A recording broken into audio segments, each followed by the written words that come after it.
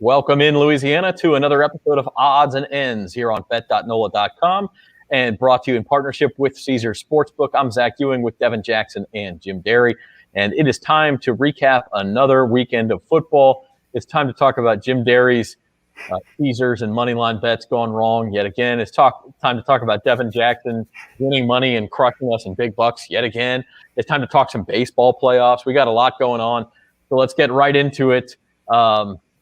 First of all, Jim, your big bets this week were the Titans over the Jets and the Saints over the Giants. And you didn't need to cover spreads. You just needed plain old vanilla wins, and it didn't happen for you. See, I outsmarted myself. I thought I was like, okay, this is one way to get our big bucks back. Surely there's no way the Titans can lose, and the lowly Jets, they're winless. Surely there's no way the Saints can lose to the winless Giants. This is the way I'm getting back, and I'm going to outsmart everybody. Yeah, I'm a dummy. It hurt. And Devin, it hurt too. Yeah. Well, we'll see that on Thursday when we update totals, but I think you're down like 30% of what you started with now.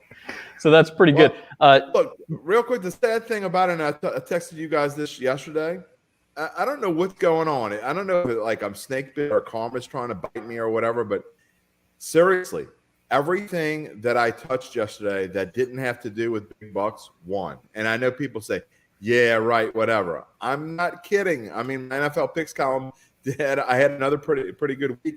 Can finish with 10 wins if I get a win tonight. So I'm just picking the wrong ones for big bucks. The Jim Derry Bank of America account is going to have to give the Jim Derry Big Bucks account a loan here before too long. We'll let you pay us off, and we'll increase the balance of fake money. I'm willing to bend the rules for that. It'll add up to a pizza, I'm sure. I can do that. Hey, let's get into the weekend results. Let's check out what happened in college football this weekend. And listen, the other part of this was it was a bad weekend for Jim Derry. It was a bad weekend for Louisiana football. LSU in a game, really, if they want to do anything with the season, if they wanted to go anywhere besides, I don't know, the Liberty Bowl or the Music City Bowl or something, they were going to have to win this game. They had the lead the entire night until the final, 3-4 minutes when Auburn scores a touchdown, goes up 24-19, outscored LSU 14-0 in the fourth quarter. LSU throws an interception at the end of the game. Settled for 4 field goals instead of getting touchdowns, couldn't run the ball, just pretty sad sack. And then the other thing here, guys, is if you're looking for the best teams in the country, like look at what Georgia did to Arkansas, look at what Alabama did to Ole Miss, and then look at what Oregon does, laying an egg, losing to Stanford. It's pretty clear right now it's Alabama and Georgia and about 130 dwarves. Devin, what were your impressions of the college football weekend? A lot of upsets.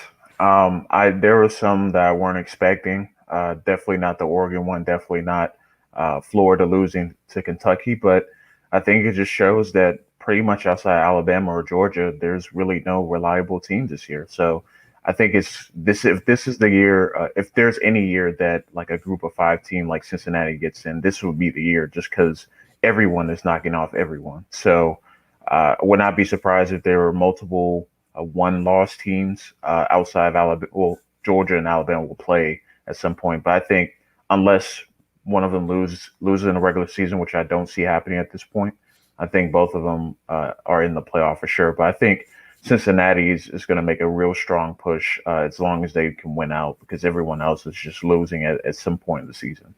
Yeah, it sure seems like that. I mean, you hit on the other factor or the other score there that was very notable. Cincinnati winning in South Bend, and the Bearcats' schedule right now gets, they're in the American Athletic Conference, which is a good conference, but it's certainly not a Big Ten or an SEC or even a Big 12. And so I think they got to play UCF, SMU, but there's just not a lot of challenges there for Cincinnati. And if they go 12-0, I mean, even 13-0 with an AAC championship victory, you got to let them in. You're going to put Oregon in over them now or something? The Big Ten does have 4 undefeated teams left, Jim. They got Michigan, Michigan State, Iowa, and Penn State. And Iowa, Penn State play next week. We'll talk about that in a minute. But with 4 undefeated teams, there's a pretty good chance the Big Ten may produce an undefeated team as well.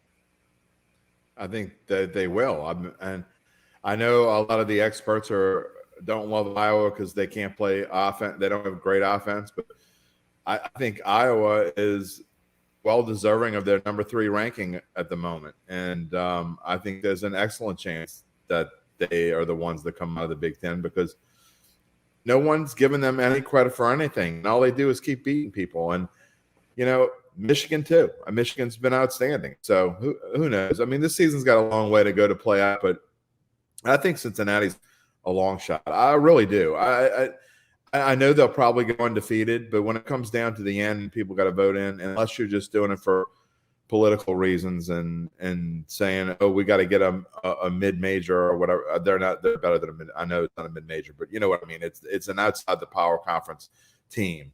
Unless you're just saying we need to do that for the way that it looks, then Cincinnati does not belong with the top 4 teams in the country. But wait a minute, they just won by 11 points at Notre Dame, who was undefeated. Doesn't that show they belong? Notre Dame beat Florida State by 3 points and needed a lot of help to win. I'm not convinced. Who cares? Notre Dame is not good. I mean, they're really not. So we're debating here in October. This is something to talk about in November anyway. But my prediction is that unless we're just doing it if Cincinnati beats Tulane, who cares? Yeah, I guess the other factor here is who else are you putting up? And right now, Oklahoma's still undefeated. They haven't been real impressive.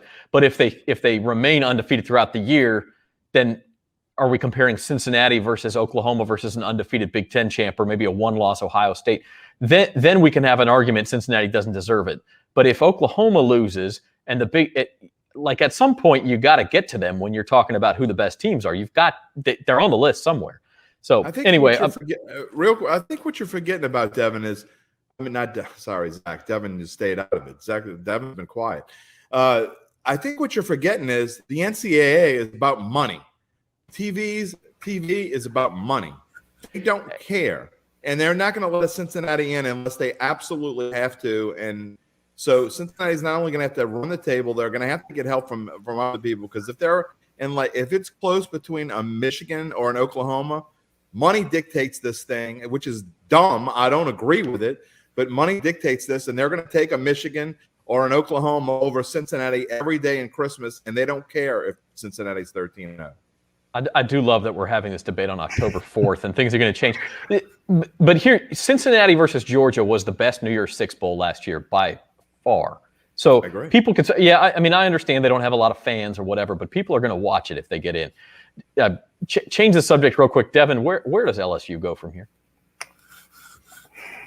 I don't even know at this point. I mean, I don't want to say the loss is surprising because they played like this even when that's they the were problem. playing. It wasn't. Yeah, it's not that it's surprising. It's just disappointing that every time in the second half you need key first downs, you need a big play. They're not making it. It just seemed like no matter and they were getting to Bo Nix like almost every play. It's not like they weren't getting pressure on. They just couldn't take him down. And then you can't expect your defensive backs, linebackers to cover for 5, 6, 7 seconds. So Bo Nix made some Johnny Manziel plays, man. I hate to bring that name up, but there were some points. LSU was getting to the air around Bo Nix. They just weren't getting to Bo Nix. Which is crazy because Johnny Manziel struggled against LSU. So it's not like they haven't seen that type of quarterback before or someone that can make plays like that. It's just undisciplined football outside the pocket, and then offensively you just can't run the ball. And that was a big question going into the game. Can they run the ball? And they can't. And you can't expect Max Johnson to drop back 40, 50 times and win with his arm. And listen, man, that is going to bother people at LSU. It's one thing if you've got Joe Burrow and you're winning. And by the way, the year they had Joe Burrow, Clyde Edwards-Helaire ran for 1,000 yards anyway. So it wasn't like they weren't running the ball. But if you can't run the ball, that is going to stick in the craw of people at LSU, including Scott Woodward, by the way. So Ed Ogeron very much on hot seat watch here as they go to Kentucky next week. We spent long enough on college. Let's move on to the NFL. Another crazy NFL Sunday. We talked about the New York teams, the Giants winning in New Orleans, the Jets beating the Titans at home, Cowboys win a shootout again, Browns win a slugfest again, Bucks have to survive a doink at the end against New England. Jim, what were your takeaways here? The Cardinals might be the best team in the NFL? No. They were yesterday. So it's hard to take anything. I had a friend of mine text me yesterday asking me if I still think the Rams are the best team in the NFL, and I do. But you cannot take anything away from what Arizona was able to do yesterday. They did it on both sides of the ball. Kyler Murray, as he's done throughout his career, made some incredible plays to get out of trouble. They were able to run the ball in the red zone. James Conner didn't have great stats, but he scored twice. And when they got down inside the 5, they stuffed it down the Rams' throats. Yesterday, they were the best team in football. How that correlates to the rest of the season, we'll see. I'm not sold yet. However, what I learned yesterday is there is a lot of parity in the NFL. And I was very high on Tennessee coming into this week. Obviously, what I did with my big Bucks pick, but in all seriousness, I thought this was a Super Bowl type team, and even without Julio Jones and Big AJ, who can make every catch that thrown anywhere in his vicinity, I thought even without those two guys that they would find a way to not only win but cover against the Jets team that I don't think is any good. But I was really shocked at just how Tannehill just got pounded yesterday. Derrick Robert Henry, Saleh, man, that defense I is coming. know, and I kept waiting for the Jets to have this kind of effort, and I don't know why it took so long, but I kept picking them. I picked them against the spread even in my picks column last week because I can't believe that defense is not really good. But for Tennessee, there were some really disappointing performances, and not just because they lost, but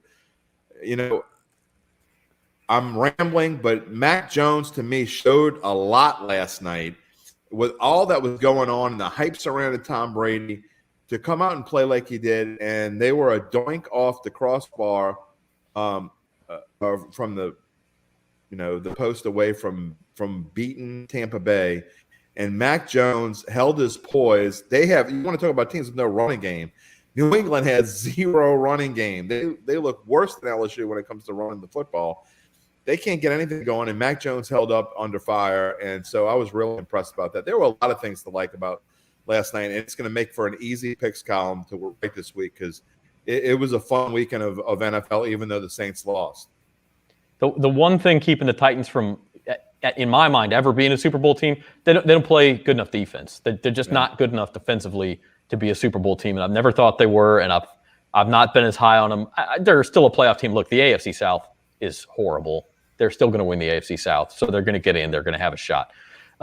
Devin, yay or nay, the Cardinals are the best team in the NFL right now?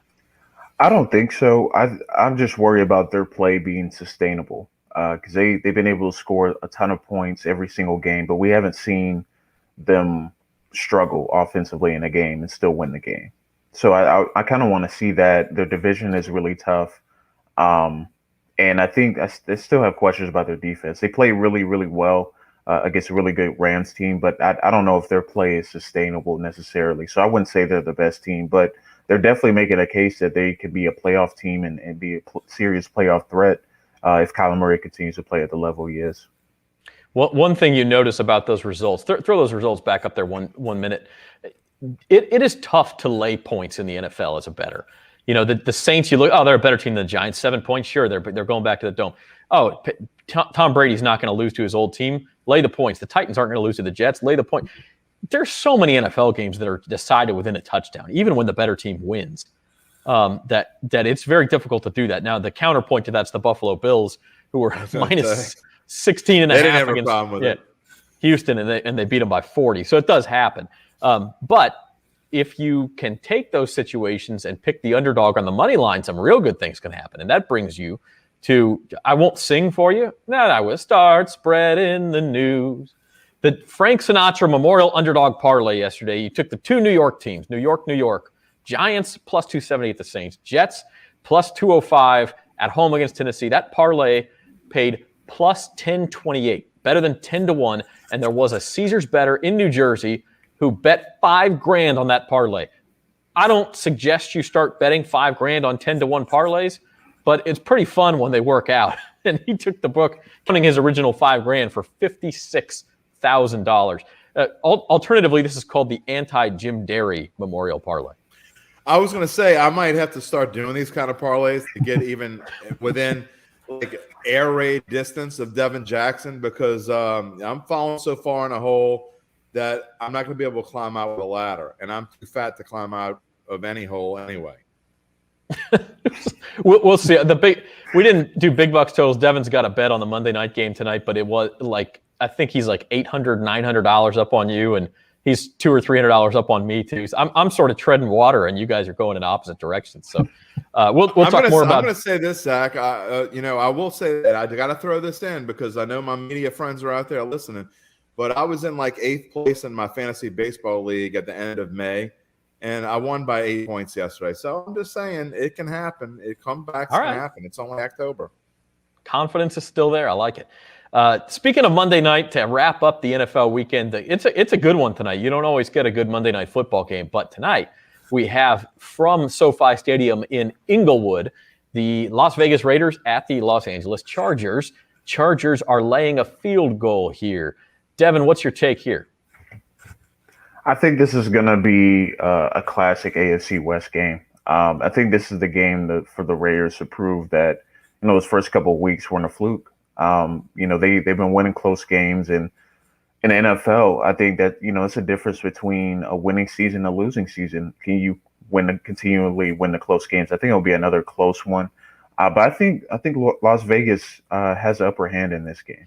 This really isn't necessarily a home game for the Chargers. They don't really necessarily fill up the seats, so to speak. But I think, a lot of Raiders fans will fill the crowd, and it'll kind of be like a home atmosphere for them. But they're going up against Justin Herbert, who's one of the best young quarterbacks in the NFL right now. So their defenses are really going to have to show up and put pressure on him. And Derek Carr has to continue to play at a high level. But this should be a really good game, and I'm excited to see how it turns out. Jim, you may make fun of me because this is probably the public side on this game. 51.5 doesn't seem high enough. Now that I say that, it'll end up being 17-14. But like 50, these two teams can score points. I'm not going to make fun of you. I just think you're wrong. I think it's going to be under. But look, who knows though? But here's the thing: the unknown more than anything. Is Derek Carr really as good as he's shown the first 3 weeks of the season? I mean, I guess when you get into week 4, so if he proves it again tonight, I guess you just have to eat it and say he is that good. Because the Raiders have been without or limited with Josh Jacobs for most of the season. And tonight he comes in questionable, so he'll probably play. Peyton Barber, I mean, that's who you're counting on. And Derek Carr keeps doing it. He keeps locking in on Darren Waller, and he keeps finding ways to make things happen. Henry Ruggs makes a play here and there. I am not sold on the Raiders, and I am sold on the Chargers. They're playing outstanding football, and they have a good defense. So I think both of these teams have a decent defense. This is why I think 51.5 is a little bit too high. But I probably wouldn't touch the under. I really like the Chargers in this game. Justin Herbert is that good, and Austin Eckler is good enough, and their defense is certainly good enough. And I think the Chargers are playing with a little chip on their shoulders, and I like it. Devin, you had the Raiders in this game, right? You're big bucks. Yeah. You're in trouble, Jim. You're in trouble. I know. So you better stay away. There's 100%. I mean, I was 5-3 against Carville this week again. So if you take up the two home teams, the Saints and LSU, I'm 5-1. I don't know what got me to pick the Saints and LSU this week. I must have been like jumping on the joy bandwagon, and I need to get off that thing. I picked the Saints, and I regretted it within a day. But by that point, it's been in the newspaper. It's too late to change it. And so I really did not like the Saints minus the 7.5 that it was at that time. Hey, I will say one thing. Derek Carr, if you look at stats, has very rarely been the problem for the Raiders. They haven't been very good in his career, except for the 1 year that he was nearly the MVP and then broke his leg at the end of it. But he's very rarely been the problem. It's been defense or it's been running game.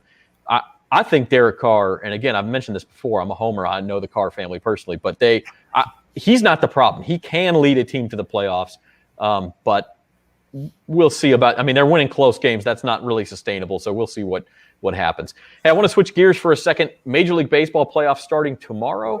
Unfortunately, my Seattle Mariners did not make it in. I'm a little heartbroken still about that, but we do have a couple of really good wild card games between traditional powers here. Yankees starting Garrett Cole, they're slight favorites at the Red Sox tomorrow. And then on Wednesday night, you get the Cardinals, who have won like 18 out of 21 games or something. They're red hot. But the Dodgers have won like 18 out of 21 games too. People just don't notice because the Giants were able to hold them off. And then the other series that are already set, Astros at White Sox, that's a series price. Brewers favored over the Braves. And then at the bottom, we have World Series favorites. The Dodgers, even though they got to play that one-and-done wild card game on Wednesday, are still your World Series favorites. And the Giants, who won 107 games, are only the third or fourth choice off the board, I believe. But you guys have a take on this? I definitely have a take. Look, I talked about this with Jeff Duncan in the special Monday episode of Datitude that is actually out now. But the Giants, how do you win 107 games and nobody's paying attention? This might have been one of the best baseball seasons in recent memory, and no one noticed. It's sad. It certainly was one of the better Septembers and early Octobers that I can remember. And coming down to the last day, and I got to tell you, Zach, I don't care about the Mariners one way or the other, but I had to feel for them yesterday. The tears on the field that were real, and I mean, goodness gracious, I mean, I've been there. I've felt that before as a Cubs fan, many, many, many, many times. So I understand. But it was such an exciting last week of the season. I watched the Dodgers and Giants games every night. They're just going. They wouldn't lose. Neither one of them would lose. Oh, it was amazing. No, I think. What the stat since the trade deadline when the Dodgers got Max Scherzer and Trey Turner and everybody thought, okay, they're going to run away with it.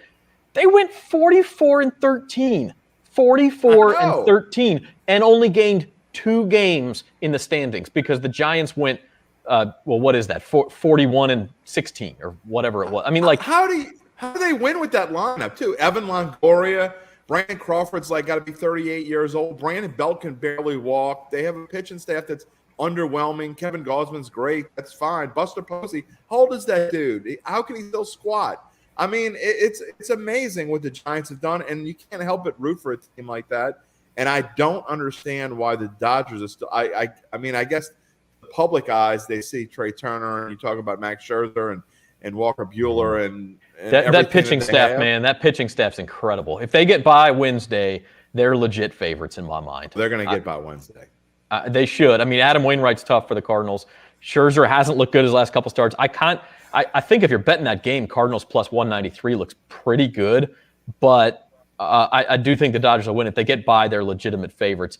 But by the way, let me get on my soapbox for a minute. You talk about real tears. Okay, yes, I know the Cubs have had tough times. They at least make the dance every now and then. The Mariners haven't made the playoffs since I was in high school. I have kids who are closer to high school than they are to being born now, and they still haven't made. It's not that hard to make the playoffs. It's not that hard. They won 90 games. Bring back Ken Griffey and Randy Johnson. He can pitch Game 7 and all over again, and it'll be good. And they won more games this year than they did in '95, which was the magical year that they finally made it with Griffey. The Edgar Martinez hit the double to beat the Yankees, and instead they win 90 games, and it's the freaking Yankees and Red Sox again. Although, Devin, Yankees-Red Sox will be pretty fun to watch tomorrow night. Yeah, that's obviously a big rivalry. They played some really close games over the last few weeks as well. So watching kind of that race, because I really haven't been paying a whole bunch of attention, admittedly, to baseball with everything going on with football and whatnot, but over the last couple of weeks, I've kind of got more invested in watching kind of the race come down to the last day. I mean, it's exciting for baseball to have that kind of happen. But that Mariners not being able to win yesterday, that's just tough. We had a chance at a 3-way or 4-way tie too, which I'm always rooting for chaos, and it just didn't get it. We don't have any tiebreakers tonight. You know what I would love to see, Zach? I would love to see just to throw it at Mr. Manford. Man and his band. I would love to see a Tampa Bay San Francisco World Series, and the only people that are going to watch are the people that love baseball like me. I mean, I'm always rooting for what's best for baseball, but I wouldn't mind that either because honestly, like Dodgers, Yankees, I mean, just gag me. We haven't even talked about the Astros. Astros have had a great season too, and they're favored to beat the White Sox, and that's sort of our regional team here. I know the Astros around here, you either love them or hate them, but they've got that's a heck of a series against the White Sox as well. Hey, we're running out of time, so let's look ahead real quick. Those wild card games are Tuesday and Wednesday, and then it'll be time to the division series, and now next weekend of football. So let's look ahead. The college football lines for next week. We talked about LSU at undefeated Kentucky. How many times have these two met? And Kentucky's the top 25 team. This might be the first ever time. And LSU's unranked. Kentucky favored by 3. Oklahoma favored by 3 in the annual Red River. What do they call it now? Red River Showdown? They can't call it a showdown, I think. Showdown. So Oklahoma favored by 3 at a neutral site there at the Cotton Bowl. Ole Miss, they are lying 6.5 against Arkansas. Georgia, 14.5 on the Plains at Auburn, another rivalry game. And then the big one, Penn State, Iowa. This is interesting, Jim. You talk about Iowa. This game opened up as a pick, and Iowa has quickly gone up to -2.5. So finally getting a little bit of respect. They are, and I hate to debunk my own theory, but I guess the public does like Iowa after all. So that is, or somebody with a lot of money likes Iowa for sure. Yeah, it could be public, or it could be a couple big sharp bets. What is the under? Do you know off I do not know that offhand, but I'll bet it's low. I was going to say, whatever it is, I might take the under. I don't think you can go low enough in that one. And, kind of like you get the big number 80s or close to 80 with Alabama and Ole Miss last week. This one could be in the low 40s, which is insanely low in college football. Devin, put those lines back up. And what do you? I'm going to look up the over under on that Penn State Iowa game. While you give me your thoughts on those college football lines.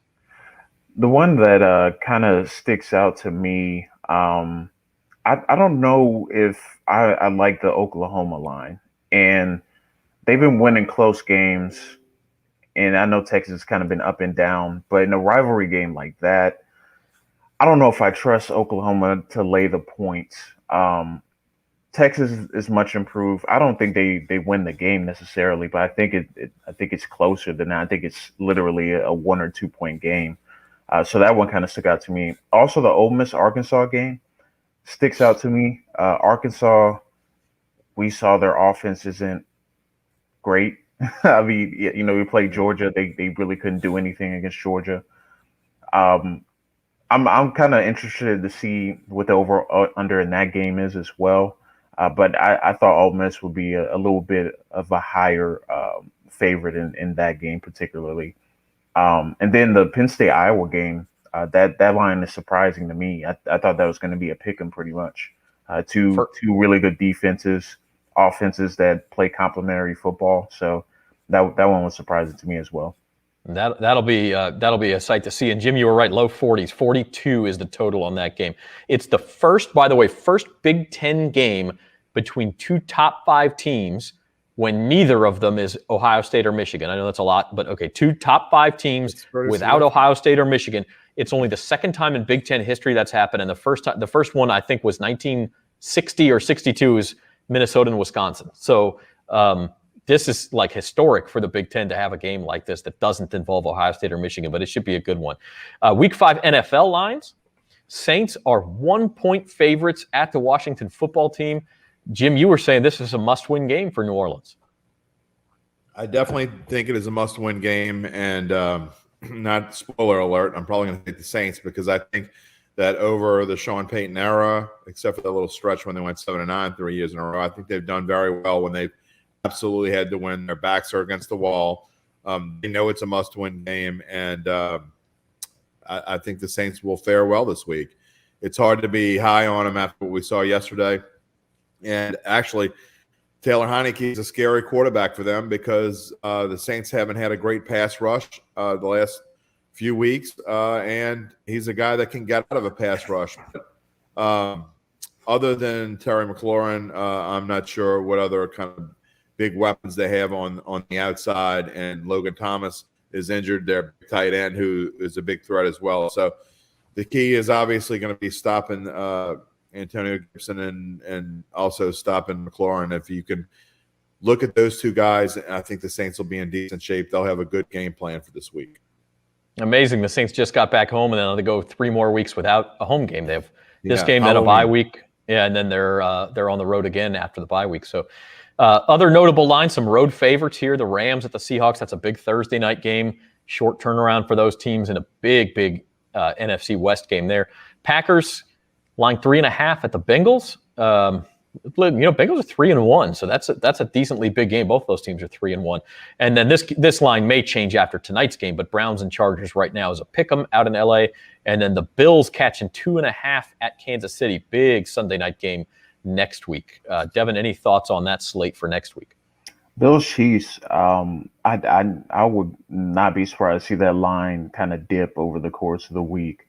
I think the Bills offense has really gotten going. Chiefs defense has been bad and they haven't gotten any better. So I would not be surprised if that line kind of decreased over the course of the week. Browns Chargers, I think maybe the Browns probably a 1-2 point favorite when it's all said and done. But I wouldn't be surprised if either team won. But that Bills Chiefs line, I would expect it to change over the course of the week. Yeah, it's going to be a tough week for Survivor if anybody's actually left after the Titans and Saints knocked out a bunch of people yesterday, like me. But there's only a couple of lines that are over 7 points next week. Bucks are one of them. I think the Ravens on Monday Night Football, the Vikings against the Lions. But you have some tough choices. Speaking of Monday night, one more time, Raiders Chargers tonight should be a real good one. And, really will shape that AFC West race for the rest of the year because the Chiefs already have a couple of losses. The winner of this game will be in the driver's seat in the AFC West moving forward. So we're looking forward to that one. And we thank you for joining us on a weekend recap here on Odds and Ends. Final thoughts from Devin Jackson. Just another wild weekend of football.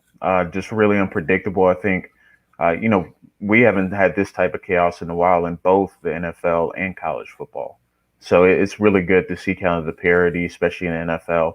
Same teams aren't always winning or rising to the top. We have a lot of unlikely teams at the top of their divisions, and we'll see if they continue to do so. Yeah, it's always fun when you have a little bit of uncertainty that the good teams aren't just dominating from the start. Jim, how about you? 2 things. I got to give you props on Kansas City. You were absolutely right about the Chiefs and how they rolled against the Eagles, which means that I'm going to be – does it mean it's time to get back on the betting train? Bet against Buffalo at your own risk now. But look, yeah. I'll tell you this. I have been decent in the NFL. My college picks stink. But I will say this. I think that Buffalo, we don't know how good they are because they haven't played a lot of good teams. We're going to find out a lot about them this week. No spoiler alerts there. And lastly, I'm going to be like a dog at Devin Jackson's table waiting for the last scrap of meatloaf. Whatever he takes this week in big bucks, I'm going to ask him for the ones that he didn't take, and I might just go and use those. Here, boy, please give me some meatloaf. Give me some picks, Devin Jackson. If there's one thing that can spoil Devin Jackson's big bucks picks, it's sharing them with Jim Derry because he's poisoned right now. So I wouldn't do that if I were you. Yeah, I don't know about that. You may drag both of y'all down then. Listen, I know it was a bad weekend in Louisiana football. We had to pick the Band-Aid for you. LSU loses to Auburn. The Saints lose to the Giants. But hey, there's always next week. There's baseball playoffs, a couple of fantastic wild card games. We're going to be back with you tomorrow, a new special day for the Fantasy Roundup, myself and Spencer Urquhart, to talk through fantasy football, getting to you a day earlier now so that we can get some waiver wire picks in. And then on Thursday, we'll be back with At the Book. We'll talk about Week 6 in college football, Week 5 in the NFL, and a big Thursday night game between the Rams and the Seahawks. So until then, for Devin Jackson and Jim Derry, this has been Odds and Ends. I'm Zach Ewing. We'll see you next time.